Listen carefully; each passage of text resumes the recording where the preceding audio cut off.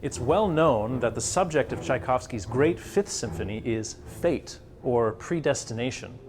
A very good subject for a symphony. But why fate?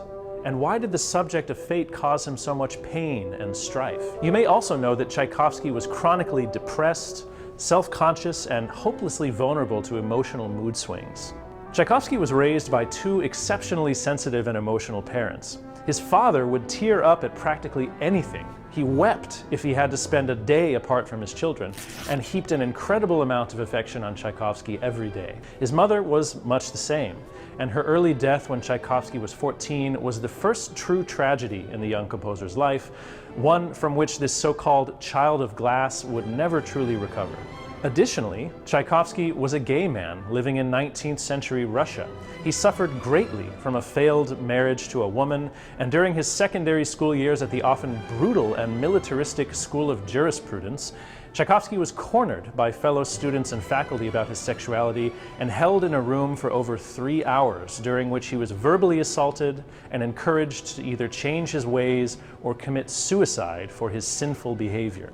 All these sorrows and his pre-existing propensity towards dark mood swings led Tchaikovsky to drink and gamble excessively, vices which caused him to feel a lot of shame throughout his entire life. Existential dread.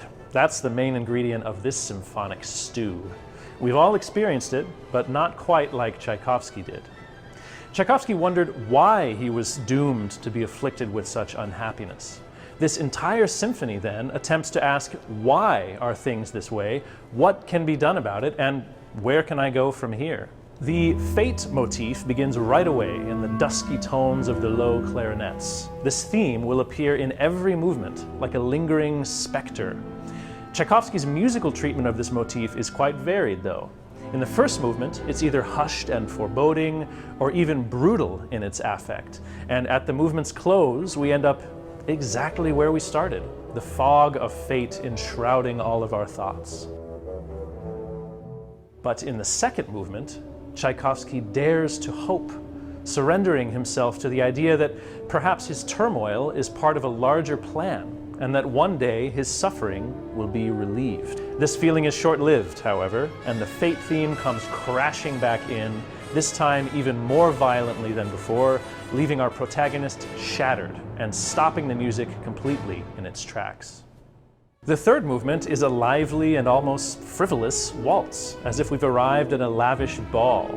But even here, just as Tchaikovsky is having a little innocent fun, the fate theme reasserts itself and reminds him that joy can be fleeting. Miraculously, Tchaikovsky turns the minor key fate theme around in the opening of the finale, and with that music he creates a major key, majestic march. It seems our protagonist may have conquered fate.